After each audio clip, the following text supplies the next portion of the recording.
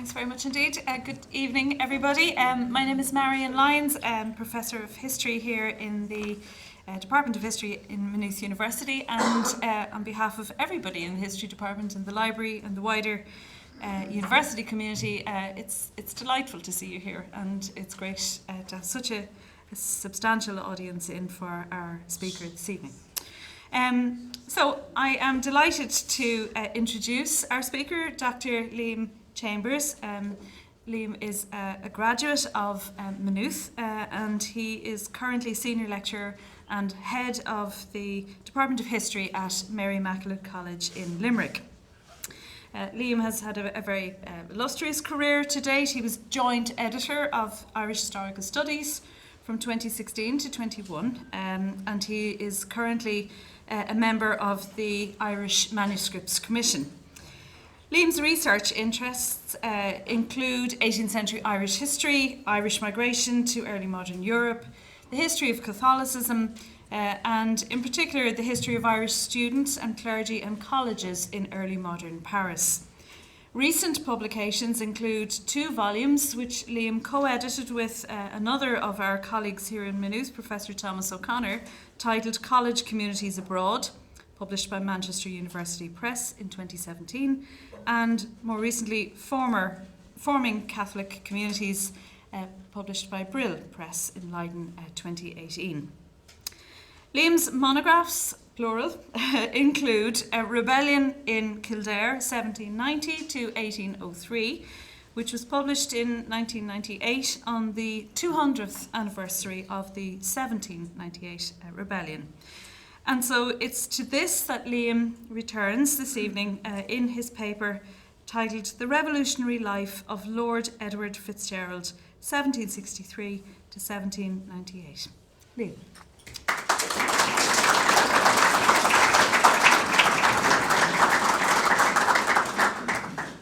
Thank you very much, Marion, for the very kind introduction, and thanks to Terry for the invitation to come and talk to you.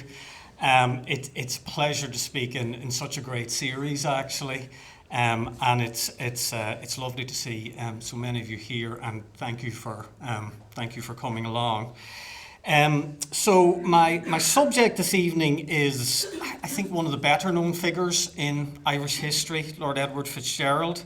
I'm going to try and present an overview of his life, but with a focus on his family relationships, which you can get through his letters, and I think reveal something of his politics and his engagement with revolution. But I'm going to begin with a few comments on how Lord Edward FitzGerald's story has been told, because FitzGerald has sort of fascinated generations of historians and novelists, writers and readers, and I think that this has shaped our understanding of him in important ways.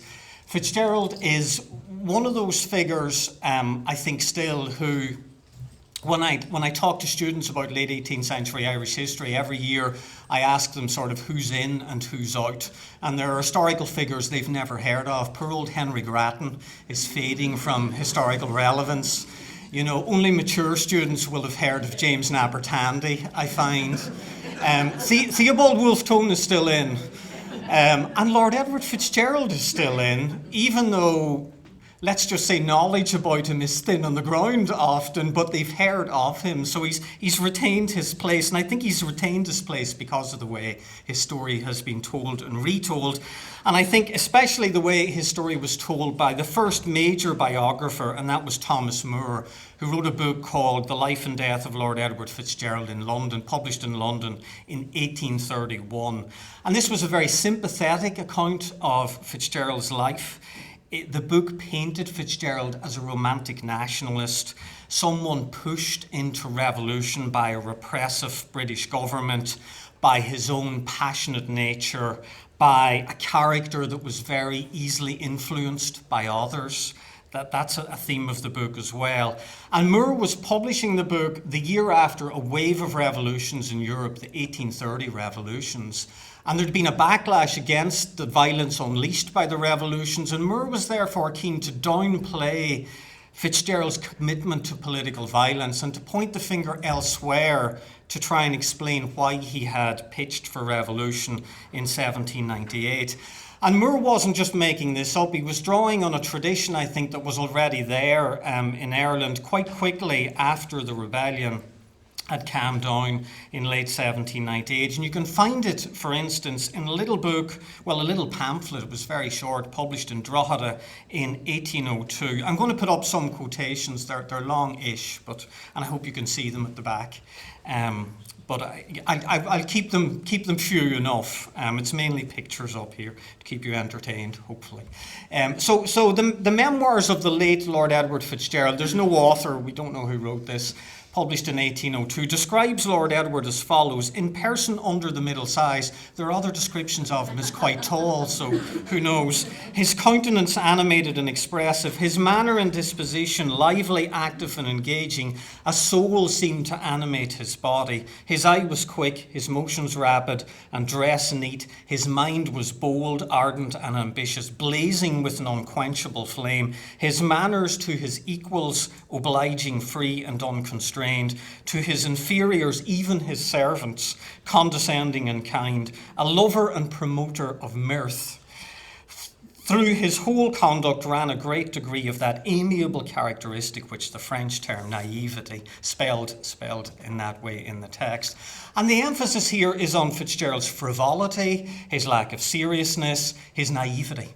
And you get that over and over again in accounts of him as a way of explaining his revolutionary impulse. And since Moore then wrote in 1831, which was the major study, he's inspired countless biographies and novels. And I think that's why he remains better known to students today. But the popularity, I think, of the character has paradoxically obscured some of his story. So generations of biographers in the 19th and the 20th century, they retold his story to fit prevailing attitudes at the time. There's one novel, and it's a novel now, it doesn't claim to be a history, it's a novel, by Matthias MacDonald Bodkin called Lord Edward FitzGerald, A Historical Romance, which appeared in 1896, so just in time to cash in, like I did in 1998. There was no cash, but just in time to cash in on the centenary in 1898.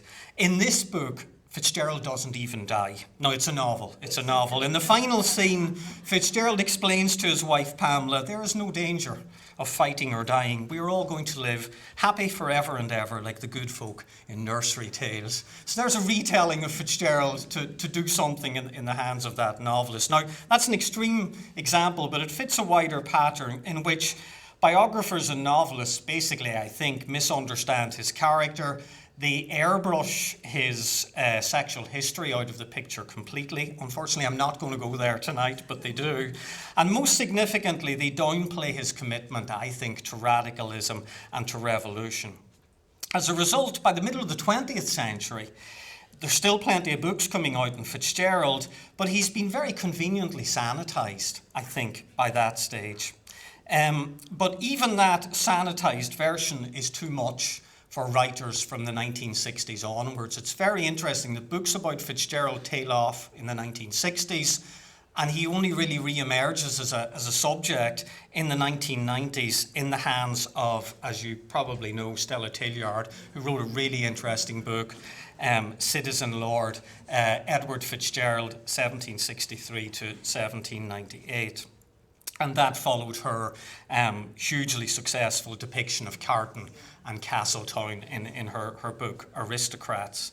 Now, one of the things that Tilliard picks up on really well, and it wasn't completely new, but she really puts it at the heart of the book, is the relationship between FitzGerald and Tony Small.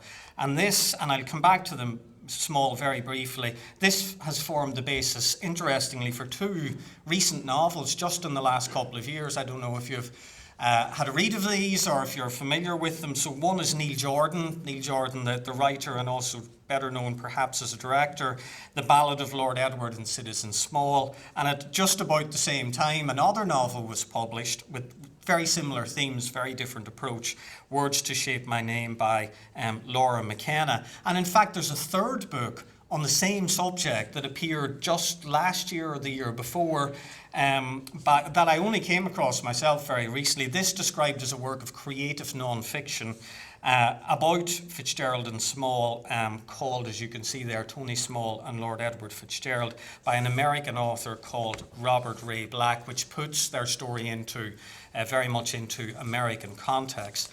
In other words, lots of people have written on this subject before, but I think 225 years almost after his death, we're still grappling with the central question of his life. And the central question, I think, is how did the younger son of the country's best-known aristocratic family become not just a revolutionary, he became a militant Republican.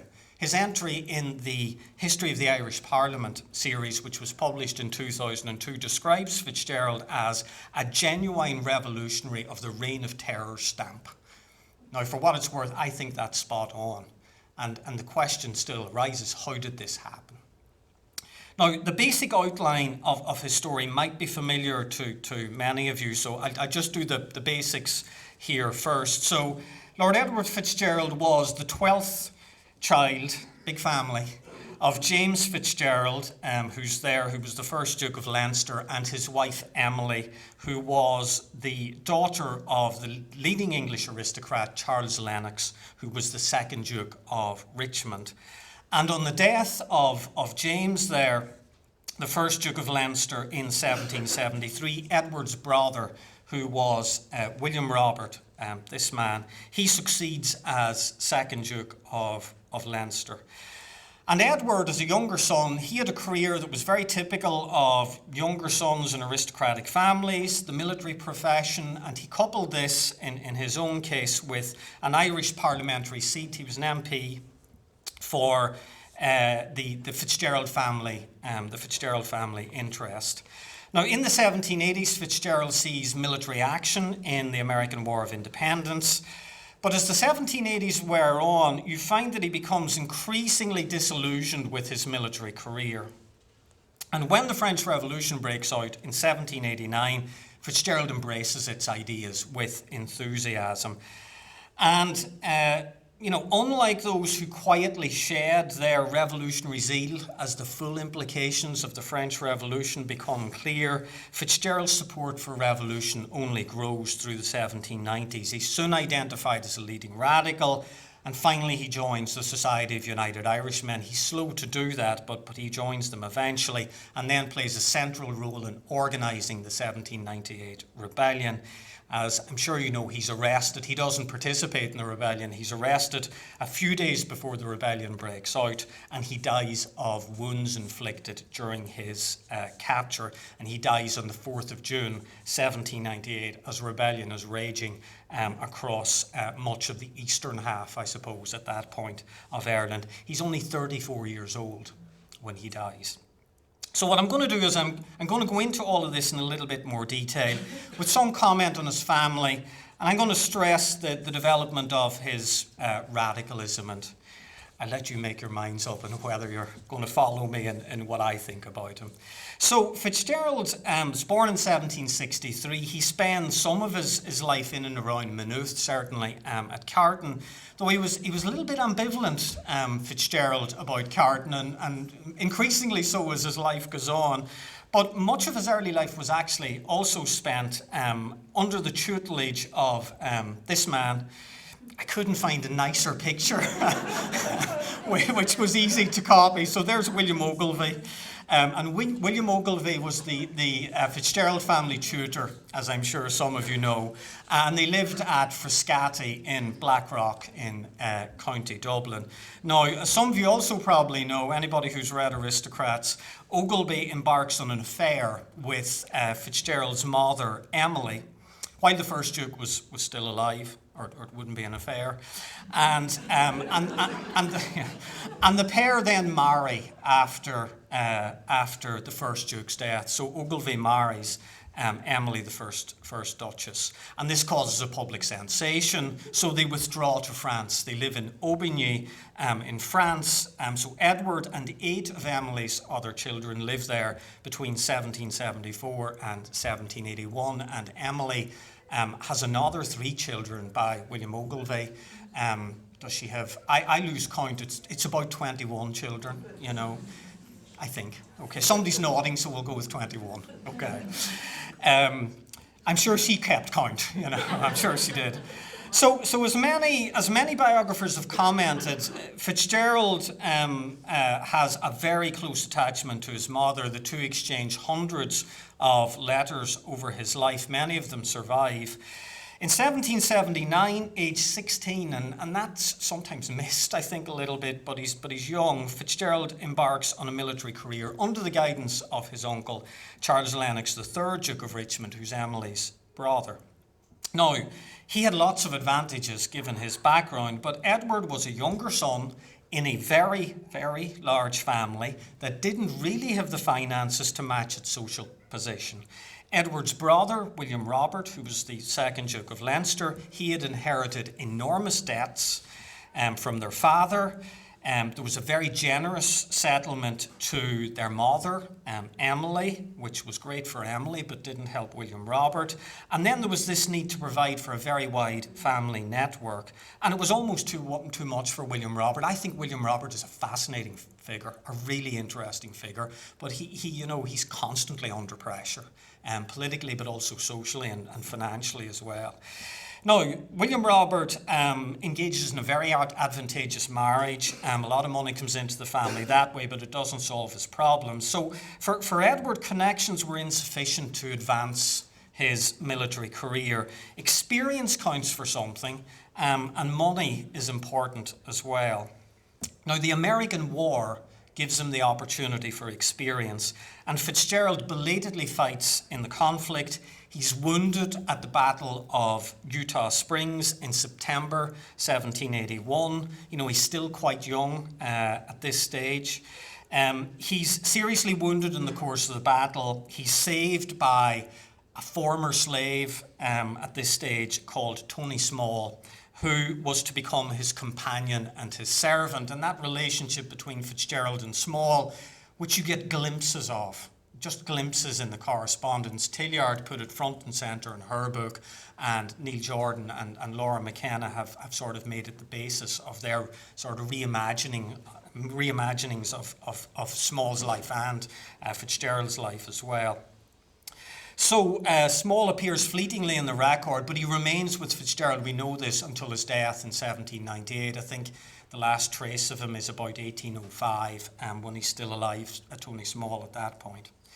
Now, money was really FitzGerald's most pressing problem. In late 1782, he pushes for promotion in the army. And in response, Richmond writes to the Duke of Leinster, informing him that promotion was only possible by purchase and that the price would be at least 1,700 guineas and at most 3,500 guineas, which William Robert just didn't have. This rules it out. And Edward FitzGerald continues to raise the subject in letters to his mother. And on his return then from America in 1783, he discovers that he's been elected MP for Athy, for the borough of Athy, on the interest of his brother, William Robert, the Duke. And he finds that because he sits on the opposition benches in the Irish House of Commons, here's another problem for advancement of his military career. So this creates a problem for him as well. So you got this push for military promotion, and then parallel with that in the 1780s, I think FitzGerald develops his own oppositional political outlook, and this is very influenced by his family. And it's something, again, that's slightly missed now and again in accounts of him, the influence of his family politics in taking him a certain way along the roads that he eventually travels. So he's especially influenced by his cousin, Charles James Fox there. And Fox was one of England's leading politicians. He'd served as Foreign Secretary in 1782 and again in 1783 before he retires to the opposition benches on the appointment of William Pitt as Prime Minister. And FitzGerald acts as an important conduit between his family in Ireland and Fox and his supporters, the Foxite Whigs in England, as the two attempt to work together against William Pitt's administration. I think this is important because it shows you the development of to some extent, an independence of political activity on FitzGerald's part. In July 1786, for example, Edward FitzGerald met Fox at his brother William Robert, the first Duke's request. And Fox basically wanted William Robert FitzGerald's support. William Robert FitzGerald, the second Duke of Leinster, wanted to ensure that he wasn't taken for granted. So he was willing to give Fox support, but he didn't want to be taken for granted because opposition politics was expensive. I mean, you didn't have the doors opened to lucrative opportunities for patronage. And Edward's report of the meeting that he participates in is interesting because you can see his own political thinking developing here. Opposition, he argues, was the only method of getting the government out of the hands of that vile set of jobbers who think of nothing but plundering it and enriching themselves. If you consider only your own private interest, it is playing a deep game, but as the French proverb says, and it translates as, you have to move back. One must move back to jump better. You've got to think strategically, is what he's saying to his brother in the midst of talks with this powerful political force in England. A month later, William Robert comments to another brother, Charles, that he was happy that Edward had agreed with his political line. Another modest, I know it's modest, but it's an important little indication that Edward's views were taken seriously within the family. And when Leinster does enter government, really for family and financial reasons, he writes to Edward, who's disapproving, to try and justify his decision. Now, Edward is, he's the 12th child. He's not ranking very highly in the family, really, but the second Duke is taking him seriously to some extent. The spell in government doesn't last long. Leinster backed the case for making George, the Prince of Wales, Irish regent during the temporary insanity of his father, George III, in the late 1780s. And when the king suddenly recovered, the Irish backers of the prince were left politically stranded, the Duke of Leinster among them. And the upshot was the formation in Ireland of the Irish Whig Club, with the Duke of Leinster as a leading member back among the opposition MPs in Parliament. None of this helped Lord Edward FitzGerald's military career prospects. He wanted promotion to lieutenant colonel at this point, and he made really no progress in getting there. Indeed, it seems from his correspondence that his attitude to promotion changes dramatically as the 1780s go on. Initially, he's going to happily engage his impressive family connections to ensure promotion, and that doesn't work. And as time goes on, he becomes unwilling to renounce his political proximity to Charles James Fox in return for advancement. So when opportunities are brokered by his uncle, the Duke of Richmond, in 1788 and again in 1790, Lord Edward FitzGerald rebuffs them at that point.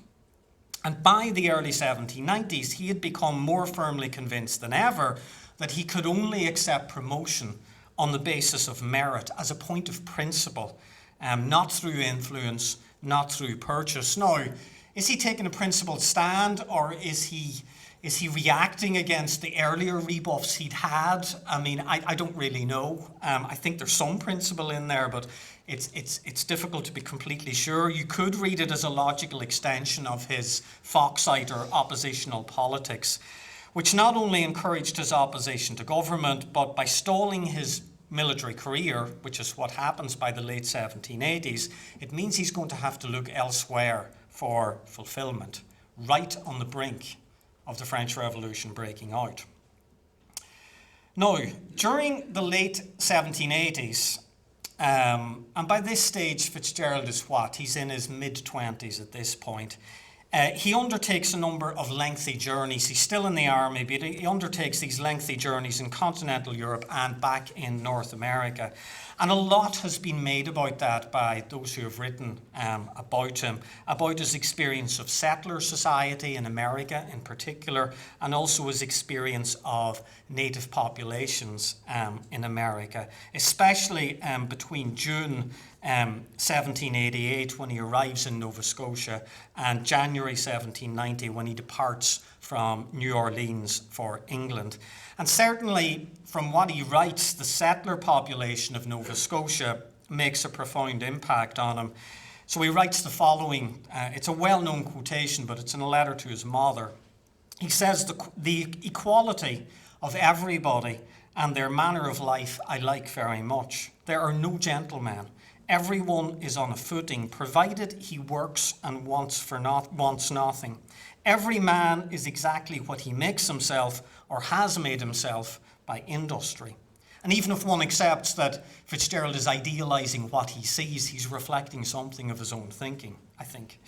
Some of the Native Americans FitzGerald encountered also made a strong impression. In September 1788, he wrote to his mother from Fredericton, describing the savage life that he had seen. Now, savage life is his precise phrase, and that's FitzGerald's phrase. Savages, he writes, have all the happiness in life without any of the inconveniences or obstacles to it, which custom has introduced among us. They enjoy the love of their wives and relations, friends, without any interference or of interests or ambitions to separate them. It's an interesting comment, and again, idealising what he sees, but reflecting, I think, his own particular outlook. So from Thomas Moore onwards, biographers have made much of FitzGerald's encounters during 1788 and 1789. Indeed, and this image, I'm going to tell you before I put it up, you won't be able to see very much, but this image, yeah, you can't. This image is, you need binoculars to see anything, and I tried to blow it up, but you had to blow it up so much that you still couldn't see very much, so I decided not to. This image is reproduced in Thomas Moore's biography as a little fold-out at the front, and it's a contemporary map drawn by a friend of FitzGerald's showing his journey from Fredericton to Quebec.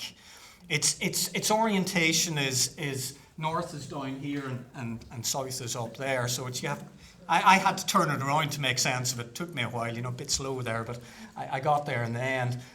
But it's a contemporary map of his journey, drawn probably to emphasise this great escapade that he goes on in the middle of the winter, actually. So lots of biographers have made much of these encounters in 1788, 1789, and some biographers have traced FitzGerald's radicalism to America, which is interesting.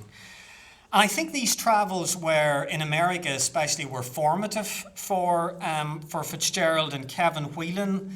The historian Kevin Whelan has shown, I think correctly, that they put him within sort of Enlightenment cosmopolitanism. I think that's certainly the case. But for a man who was schooled in the philosophy of Jean-Jacques Rousseau, and FitzGerald definitely read his Rousseau, the purity of the noble savage, as he saw it, or he thought of it, his responses to settlers and natives that he met in 1788, 1789, in some of his letters, probably isn't surprising. It's how you'd expect him, I think, to some extent, to react. And the historian Daniel Gahan, who wrote a brilliant book about Wexford in 1798, but has also written a great article on Lord Edward FitzGerald in America, he has pointed out that FitzGerald's letters contain a lot of silences too. There's things he doesn't comment on.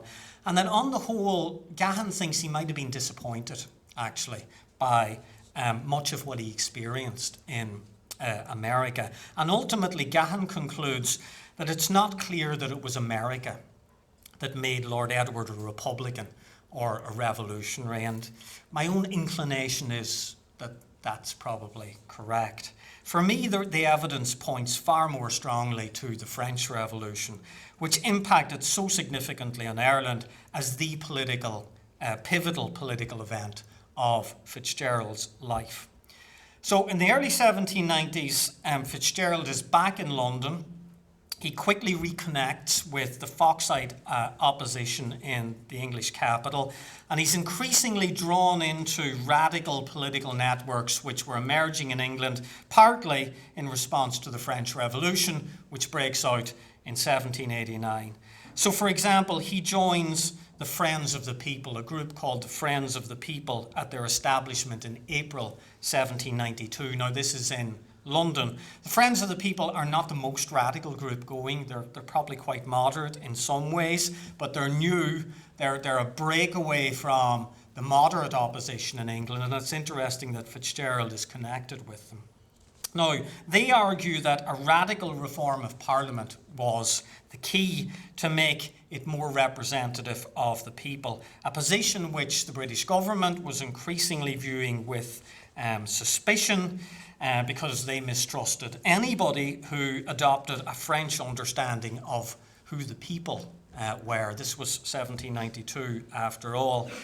But FitzGerald was also associating with far more radical activists, especially those gathered round this man, and this is Thomas Paine.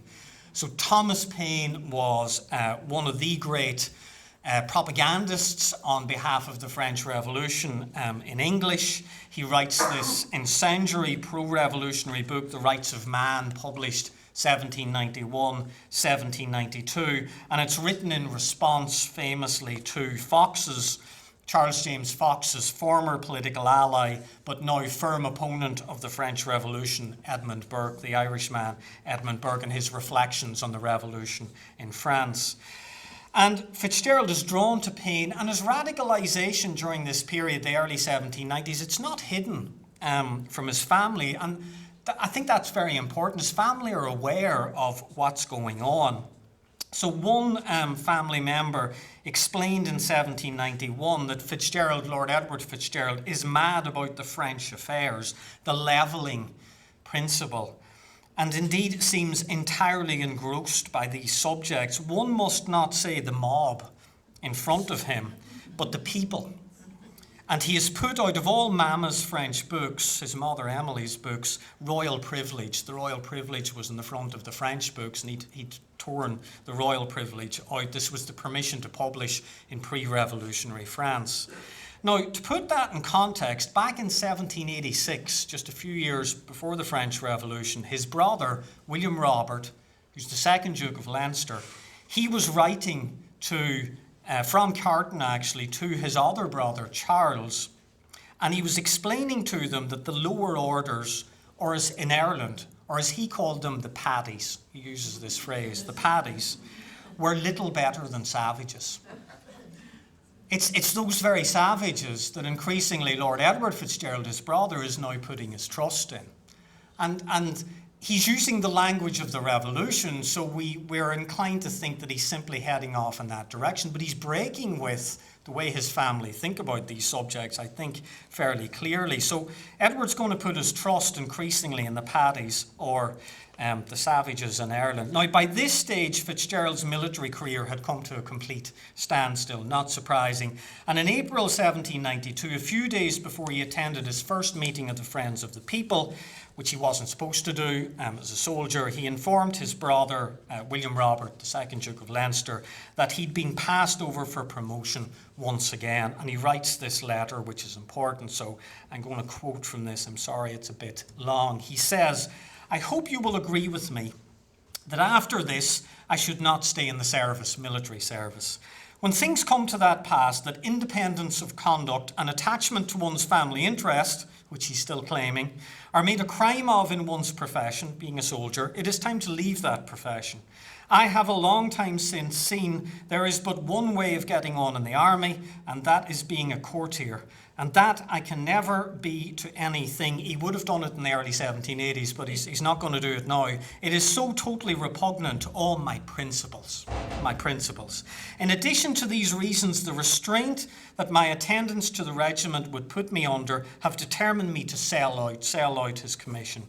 I am then totally out of the power of the Crown, and I can do as I please without suffering for it. I can attend to my duty in Parliament in Ireland. I can see my friends in England, go abroad, in short, do as I like." Now, my italics added, I've got to say. Now, his brother couldn't have missed the clear signals in this letter. His friends meant his radical friends, and abroad could only mean one thing. He was thinking about going to France, where Thomas Paine and other leading English, Scottish and Irish radicals, as well as many Foxite Whigs who FitzGerald would have known, they'd already gone there. The practical purpose of the letter was to instruct the Duke to sell the position, ever thinking about money. But whether this happened or not isn't clear, for when Edward turns up in Paris in October 1792 and then famously declares that he is renouncing his aristocratic title, he was dismissed from the army, which wouldn't have been possible had his brother managed to sell his commission. So this is the moment when he renounces the Lord bit of Edward FitzGerald. It's why Tilliard calls her book Citizen Lord Edward FitzGerald. And I never know what to do with titles. The title of the talk is The Revolutionary Life of Lord Edward FitzGerald. Part of the problem is there's a very prominent Wexford rebel called Edward FitzGerald. So, I know nobody's likely to mix them up, really, but I put the Lord in because he's just better known, I think, in public consciousness as Lord Edward FitzGerald. So FitzGerald's visit to France, I think, in the autumn of 1792 was the turning point in his life. His radicalism was well established before this, but his visit was an unambiguous public pronouncement of his allegiances. And he arrives in France just as it has been declared a republic. It's imprisoned Louis XVI, and it has brutally massacred prisoners and other perceived enemies of the revolution, the September massacres. For many Irish and English and other admirers of the revolution who visited France during this period, the reality of what was happening on the streets gave them cause for thought. So, for example, Archibald Hamilton Rowan from Rathcoffey, out the road, leading United Irishman, he literally talks about witnessing the blood from executions during the revolution flowing under his feet. He's at the guillotine site, and he's troubled by the experience. That's probably putting it mildly, but he's troubled by the experience. FitzGerald does not appear to have been troubled by what he saw in France. I think he embraces the radical turn in France, and he embraces it enthusiastically. Now, he has some sympathy for the aristocratic emigres. I mean, this is a man who had spent a lot of his childhood in France, who knew many aristocrats in France, but he had no scruples about the rightness of the revolutionary cause. He writes to his mother, he dates the letter the first year of the Republic, the revolutionary dating. I lodge with my friend Paine, Thomas Paine, who's now in Paris.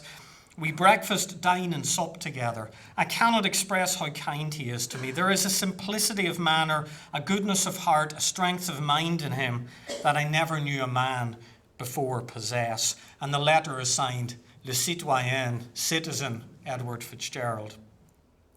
His marriage to Pamela de Genlis, adopted or natural daughter of Philippe Égalité, who was formerly the Duke of Orleans, confirmed his political views, and there is abundant evidence that his family was well aware of them. So this is Pamela with one of their 3 children. The couple's return from France to Ireland via England was a source of apprehension.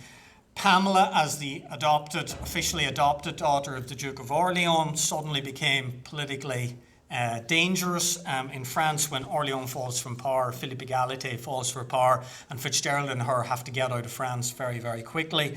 And William Ogilvie, you will remember the tutor who had married Edward's mother, Emily, he expresses his concerns about the return to Edward's brother, William Robert, on the 2nd of January, 1793. I acknowledge, he writes, that I dread Edward, he's coming back, and I think it will require all your temper and moderation to keep him quiet, for I fear he has taken up strong notions of republicanism, which I totally differ from him in, but though I cannot bring him to think as I do, I hope we shall prevail on him to be quiet.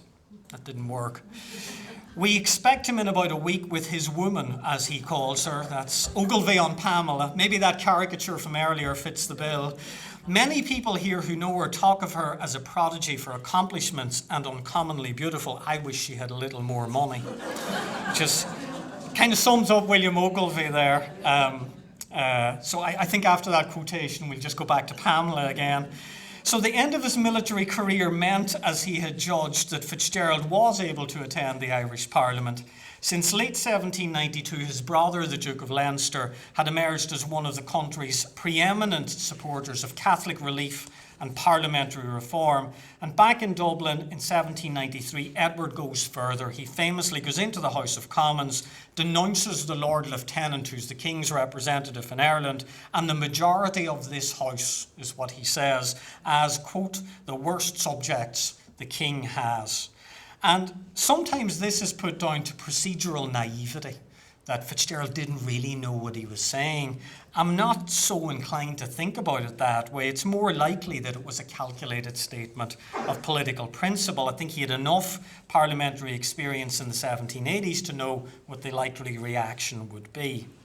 The family was increasingly worried about FitzGerald's activities as war breaks out between Britain and France. And in March, Ogilvy writes again to Leinster to beg of him to beg of Edward to avoid talking as a Republican to anybody. It can do no good and is doing a great deal of harm by exciting great violence against him. Here, Ogilvy at this point is in London.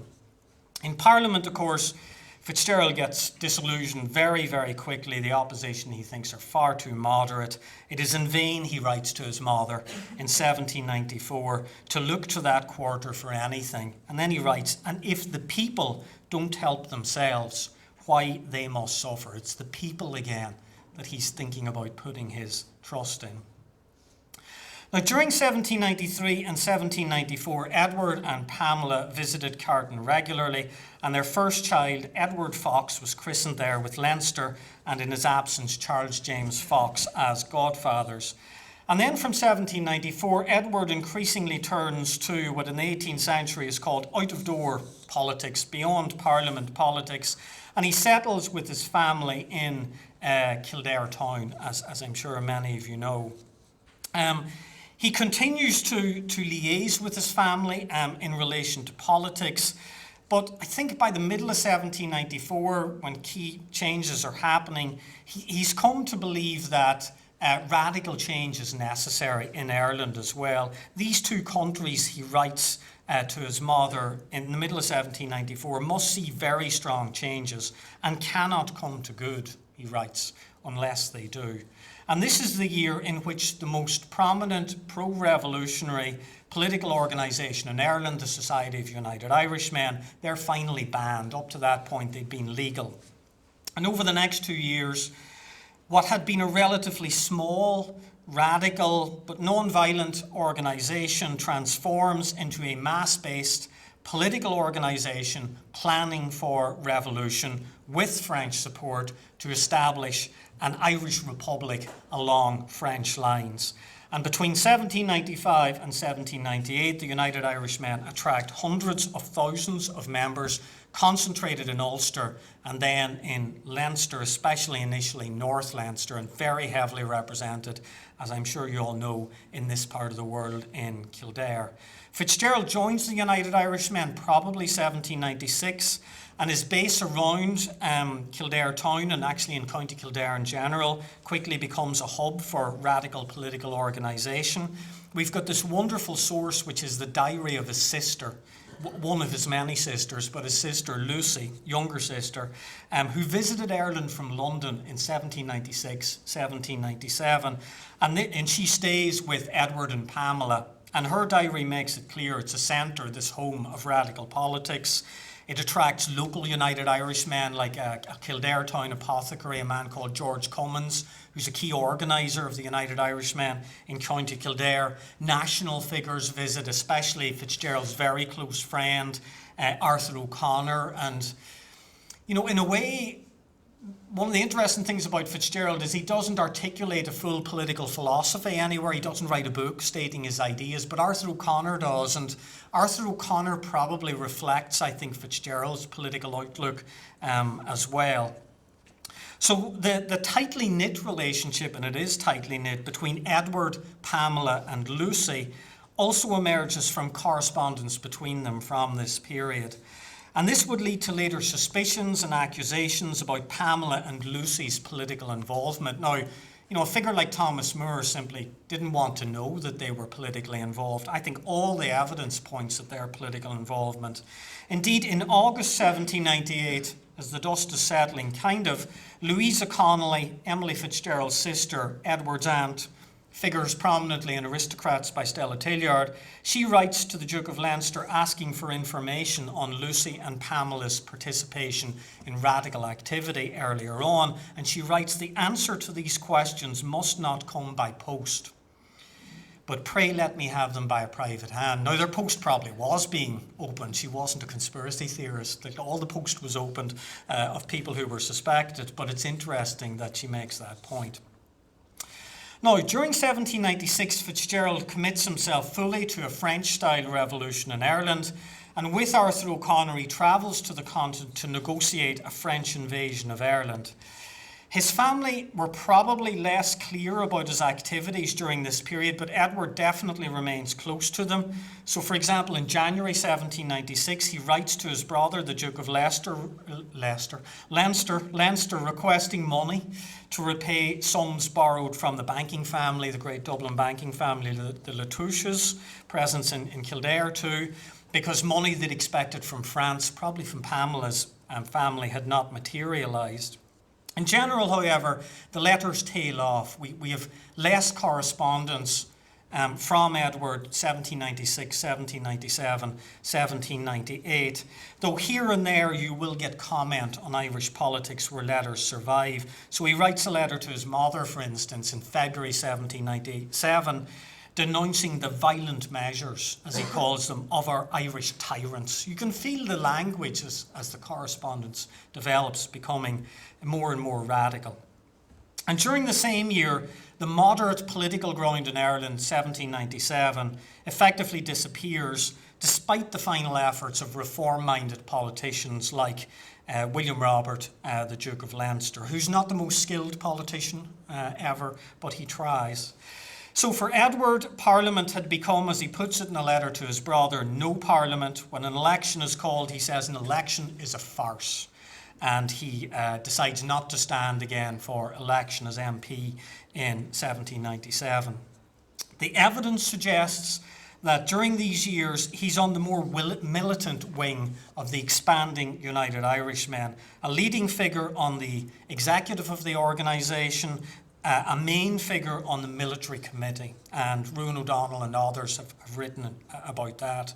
He was heavily involved in organising the United Irishmen in Dublin, in Kildare, Leinster more generally, and when he invited the silk merchant, this man, Thomas Reynolds, to join the United Irishmen, based in part on connections between Reynolds and the FitzGerald family, he makes a very serious mistake.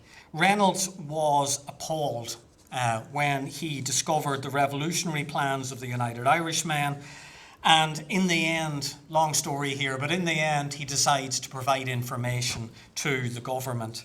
And this results in the arrest of much of the moderate leadership of the Leinster United Irishmen at Oliver Bond's house in March 1798. FitzGerald then is forced on the run in Dublin, moving from house to house, sometimes in disguise, as he attempted to finalise plans for revolution that involved, at this point, a plan for a major assault in Dublin and then revolutionary activity around the capital as well. By this stage, FitzGerald and the remaining leaders had basically given up on immediate French assistance. The French had, of course, tried to land Bantry Bay in the winter of 1796. That landing had failed, and the ongoing attempts to get them to come back again hadn't quite come to fruition yet. Now, on the 11th, 12th of May, 1798, so the United Irishmen are under pressure, rebellion is days away, FitzGerald is moving about from house to house in Dublin, and at this point the government offer £1,000 for his apprehension, which triggers a manhunt led by the government's main spy master in Dublin. I couldn't get a nicer picture, I'm afraid. And this is from a famous caricature which is in the National Library from the first decade of the 19th century, so deliberately depicting Higgins in unflattering light. So this is Francis Higgins, editor also of the Freeman's Journal. Lord Edward skulks from house to house Higgins reports, to Dublin Castle on the 15th of May 1798. He has watches and spies armed who give any account of danger being near. Government forces do, however, finally catch up with FitzGerald at the house of a feather merchant called Nicholas Murphy on the 19th of March 1798. They had been tipped off by Francis Higgins, but Francis Higgins had acquired his information from a highly placed United Irishman turned informer called Francis McGann, who famously is not unmasked as the informer who betrays FitzGerald and dies peacefully. Well, maybe not peacefully, he may have had it on his conscience, but he dies in his bed years later. FitzGerald resists arrest, fatally stabs one of his assailants before he's shot in the shoulder by Major Henry Sir, who is the Dublin police chief. And this is the famous mid-19th century, I think, depiction, idealised, of course, depiction of FitzGerald being sort of taken down there by three people, completely outnumbered. FitzGerald was removed to Newgate Jail. There's a plan to hatch to spring him from jail. That doesn't quite work out. In fact, Samuel Neilson is arrested trying to spring him from jail, so the United Irishmen lose another leader. FitzGerald has slugs in his shoulder, I think it is. A decision is taken not to remove them. And as a result, his wounds become infected. Septicemia sets in, and over the next few weeks, he dies. It would appear slowly, in excruciating pain, finally passing away on the 4th of June, 1798. Now, by this stage, the rebellion he planned had broken out. Thousands would die before the United Irishmen and their allies were finally defeated in September 1798. Now that he's died, I'm getting towards the end, obviously. So you can see where I am here. It's the good thing about a talk on a person, you know where you are based on how close the end is. So despite their knowledge of his revolutionary activities, FitzGerald's arrest does come as a profound shock to his family. And you can sense that from the correspondence, despite the fact that they kind of know what he's up to. In the months before, the family had limited information on his whereabouts. William Ogilvie had commented to the Duke of Leinster on the 23rd of April 1798, about 2 or 3 weeks before his arrest, that Edward was in Hamburg, but he might have been just dissembling deliberately, knowing that his post was being monitored. That's what I think was probably going on there. Initially fearful of a trial, the family are petrified that they want FitzGerald to live, but they're terrified at the prospect of a trial.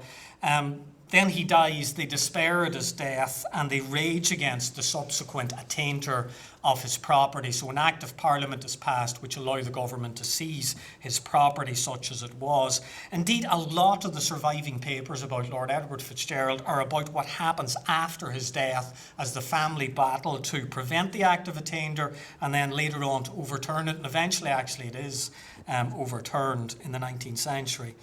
From a very early stage, they sought also to shift the blame away from FitzGerald. As Louisa Connolly, Emily's sister, Edward's aunt, put it in a letter to William Ogilvie on the 4th of June, and she'd been to see Edward repeatedly, the friends that he was entangled with pushed his destruction forward, screening themselves behind his valuable character.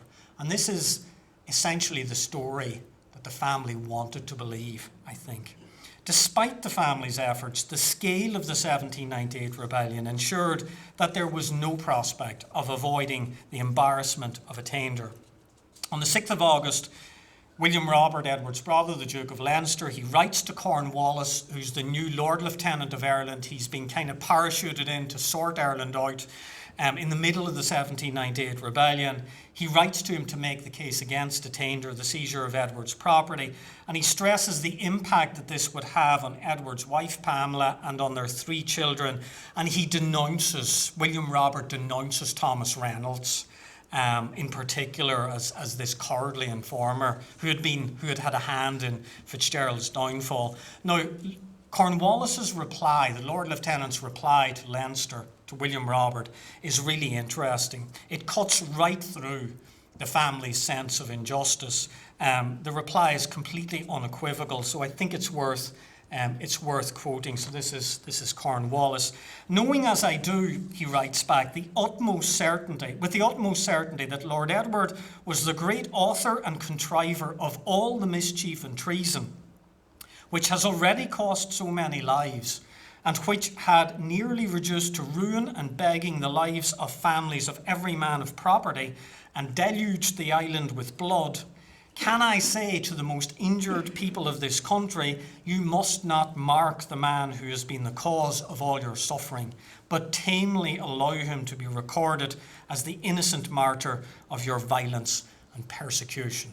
Now, I don't want to present Cornwallis as an uninterested commentator. He's the Lord Lieutenant. He's got somebody to blame. It's quite handy for him, really. But it's a very strongly worded comment from Cornwallis to Ireland's most senior peer. The family persist in their sense of grievance, but they do sort of quietly draw a veil over FitzGerald's life and death. In effect, they accept the advice they get from the Duke of Richmond on the 9th of June, 5 days after FitzGerald's death. I do think the best friends to poor Edward's memory must wish to have as little said of the past as possible.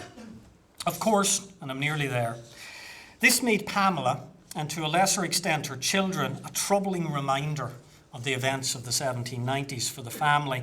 And Pamela's life after 1798 reflected this as she moved from Ireland to England and then on to the continent. And she was still alive when she's in France at this stage, when her former playmate, Louis Philippe, was crowned King of the French in 1830, but she died in Paris the following year in 1831. And there's a very fine research master's by Laura Maher written a couple of years ago on Pamela's life, taking another look at it. And Laura, as part of her research, she dug out, I think for the first time, an inventory of Pamela's meagre, I was going to call it Pamela's estate, but it wasn't an estate, an inventory of Pamela's goods, which was compiled in 1834 to kind of wind up her small estate. By this stage, she owned goods worth just 779 francs on her death. And I know you can't see it, but this is the original document. And one interesting feature is that Pamela's name is presented as follows on the document. She is recorded as Anne Caroline Stephanie Sims, which was apparently her name when she was adopted into the Orleans family. So many years before. And then it's, she's widow of Edward FitzGerald and former wife of Joseph Pitcairn. So Lord Edward FitzGerald's colourful and cosmopolitan life leaves it open to multiple interpretations. And I think that helps to explain his continuing fascination for historians and for novelists and for lots of people, and the seemingly endless debate about his motivations. On FitzGerald's role in the United Irishmen, my own sense is that Cornwallis, and I realise he wasn't disinterested, was essentially correct on Lord Edward as the great author and contriver, perhaps slightly exaggerated. Or as Francis Higgins put it rather more crudely, on the day after FitzGerald's capture, Edward FitzGerald was the generalissimo of the murderous crew of United Irishmen. It's not surprising that the family wanted to believe otherwise, or that Thomas Moore, back in 1831, contrived to soften the edges. But FitzGerald, and he was charismatic, you can see that in the letters, he was likeable, to be sure, but he was also a committed Republican, intent on leading a violent revolution. And ultimately, this child of the ascendancy would have recreated the French Revolution in Ireland, fully conscious, I think, of the likely impact on his own peers. I will leave it there. Thank you very much for your attention.